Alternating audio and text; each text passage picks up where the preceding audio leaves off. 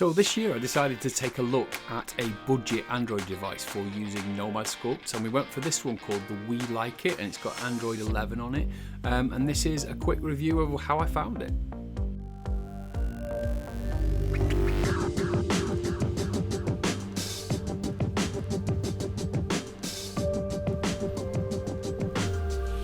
So I dived on Amazon, grabbed a 120 quid Android device. That's the one that I got from Weelikeit. It's called a 10-inch Android, and the company, I've never heard of it, but Weelikeit is the name. It's got Android 11, quad-core 1.6, 2.4 gigahertz. It's got a camera on it, whoopee-doo, and then 3 gig of RAM is the big one for me. So I'm used to a 16 gig iPad, so this is where I figured it's going to be a real challenge going from 16 gig down to just a 3 gig machine. And I'll be honest with you, I was pretty worried about the overall feeling that I would get from a 3 gig device. So the box contained obviously the tablet itself, and when you're used to an iPad or the higher end Androids, you do expect it to be a less of a quality build, and this one, it was exactly what I expected. It felt like a budget, quite plasticky. Plastic back, almost like rubbery back in a way, and just the camera there in the middle of the back, but nothing wrong with it whatsoever. There's no build quality issues. It just clearly wasn't the level that you're used to when you've got the higher end devices. But you're only paying 100 quid, so nothing that you should be surprised about if you're going for this level. And bear in mind, this is, compared to like most iPhones, this is, like a tenth of the price or an eighth of the price. So a couple of buttons on the side, you got straightforward turn it on and off, and a volume, and then there's a headphone jack, an old-fashioned headphone jack on the top. So you just boot it as you would any Android device. You literally turn it on and let it boot.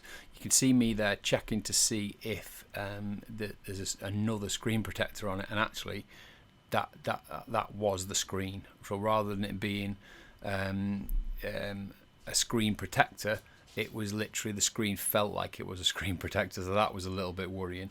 So I went ahead and set it up, banged it on the Wi-Fi, had a quick look at the manual, which was about a minute, and then saw the rubbery tip pen, which we're going to talk about first, and then just went straight for it, really. Obviously, the next thing I needed to do was get into the Play Store and get this lovely piece of software that we're all familiar with, hopefully, which is Nomad Sculpt.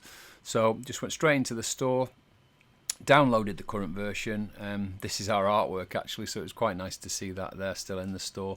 And then downloaded it, and away we go. So it didn't take long at all. It was basically turn it on and install everything. So a couple of minutes, and I was up and running.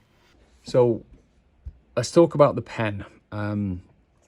So we've got a passive pen with a rubber tip, which is very, very common now. These are the things that you find on most phones and the cheaper tablets. So, and it is just a hollow tube with this rubber tip on the end, and that straight away is a compromise.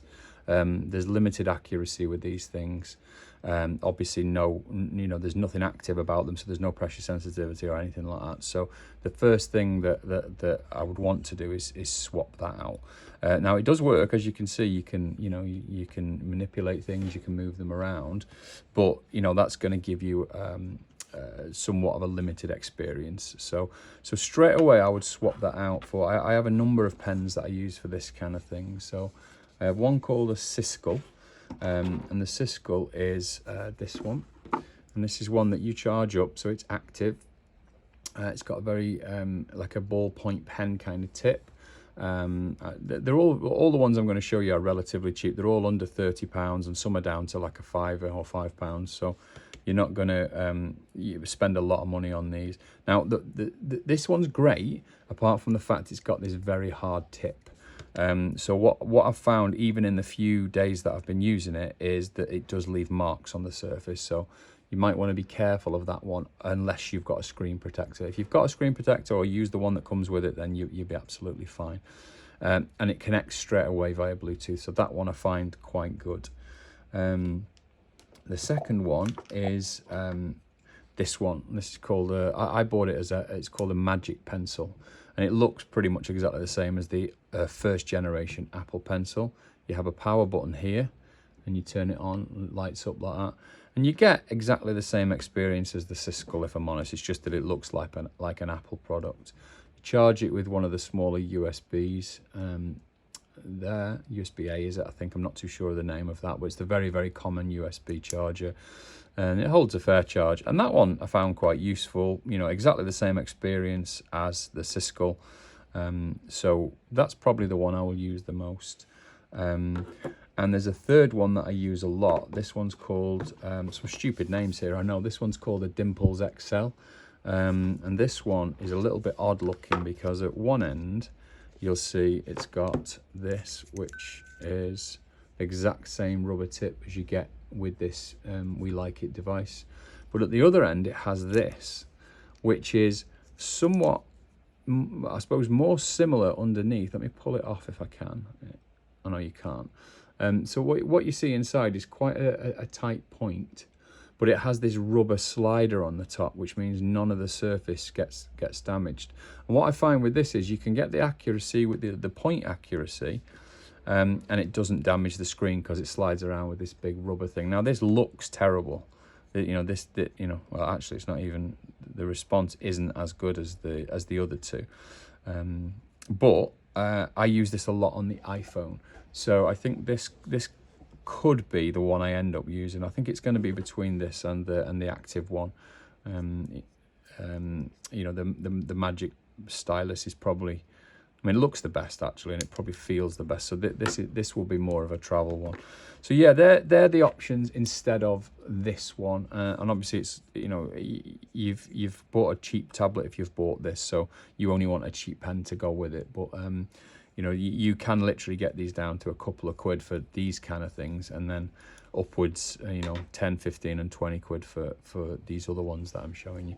So let me go back to using this, and we'll do the rest of or most of the review using this. So the big thing that you're really going to be careful of is this down here at the bottom. And what I find is the big difference between Android and iOS is the palm rejection. So I find that if I touch it here, I get a lot more interaction.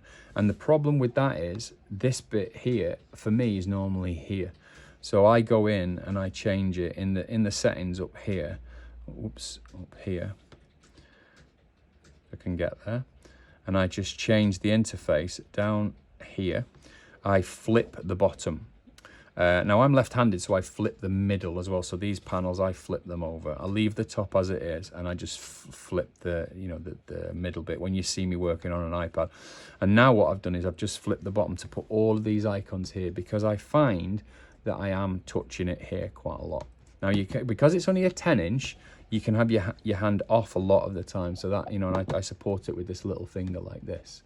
So that's not too bad, but that can be a bit of a pain. So let's take a look at some of the features then. So one of the big things you've got to be careful of is resolution. So let me switch up here. This is exactly as you'll see on my iPad videos. All of the features are exactly the same. There's nothing more to say other than the fact it's the same. So I've just put outline on, as I always would, so I know whether I'm working on this one, which is the eyes, or whether I'm working on this one, which is the body. So that works absolutely fine. Let's just go have a look at those eyes, and let's try something like paint, and we'll go leave the white as it is, and we'll go all the way dark, and we're going to use in fact that's enough actually, so smaller size. We've got symmetry on now. So let's just paint something like a pupil here. And straight away you can see there I've got a resolution problem, which is always the case when you're doing what's called vertex painting. So as we normally would, come up here, we're on the eyes, and we'll just subdivide. That's going to give us a little bit more. It's about 50,000 polygons. Let's subdivide again, 200,000. Now you wouldn't normally want to do this on eyes, but it'd be good to, you know, just to test it now. Little bit more lag compared to an iPad, even at these lower levels. Let's just solo it, and then we'll go in and we'll carry on painting. Let's get really nice definition in there. Let's give him blue eyes. So blue right up to the edge and a little bit dotty there, and then we'll go back to black like so. Oh no, it stayed blue then. So your accuracy is more to do with your pen, and as you can see, if you're seeing me missing there, that's where the pen's just not cutting the mustard compared to the the amazing the iPad Apple Pencil is just insane. So there you go, that's good. Turn off your solo, and there we go. So that's looking fine. Let's knock that resolution back down a bit. We don't need it now. We've painted it. It'll coat with it down. We can go all the way if we want while we're working. So obviously you've got to be giving this system a break whenever you can. Definitely, you would want to, reduce the amount of polygons in use whenever you possibly can. Let's just try something like lighting. So we'll add in a, let's just go here and add in a new light. So switch over to PBR first of all. There you go. And do the lights work? Yeah, exactly the same. So as you can see, all of the real-time stuff I found works absolutely the same. With the fact that obviously, if you start going high resolution, you're going to get a problem. There's no two ways about it. These systems are compromised compared to the high amounts of RAM that you'll find in the iPads. So let's just add a light, and then we'll select the light, and we will change that light to a spotlight, and then we'll bring it over. We're going to use this as a rim light. Oh, I've painted by mistake there. So let's bring that over to the side. Let's bring him to like this, and then to the back. I want it to pump some light in from the side here. So again, exactly the same experience as I get on the iPad. Nothing different at all here. Everything feels weird because I'm not an Android user. Everything feels a little bit different. Only in terms of the performance and probably in terms of where everything is. When I was even downloading this, I didn't even know how to use the Play Store. So there are some things if you're used to an Android device, then this is just going to be like second nature to you. If you're like me, predominantly using iOS, then obviously it's going to be difficult. It's going to be different. So let's bring that intensity up. There we go. We've got a nice rim light coming in from the side there. So all that's working absolutely fine. Again, a little slow if anything, but you would expect that on a sub £100 machine. And bear in mind, I am screen recording this. So that that is something that you really have to think about. This is a 3 gig system. I'm used to a 16 gig or an 8 or a 6 gig. So this definitely you haven't got the available RAM for for holding this amount of geometry. Let's switch on post processing. Let's have a look how the graphics copes. So post process. So let's put it on bit by bit. So we'll put on ambient occlusion first of all. That looks fine. So that's given us darker areas. Let's try, now this could be interesting. Let's try depth of field. See what happens when we look at him from above and we tap the top and see if he goes out of focus. We can turn that outline off now. Yep, absolutely fine. You can see his legs here are out of focus. There. So that looks great. So look at that, you can, you know, you can see there that the real-time stuff's working really, really well. So let's just try a few more things. Let's try, let's put curvature on. So you want to add lines.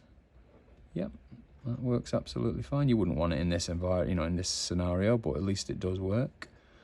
And then let's try one more.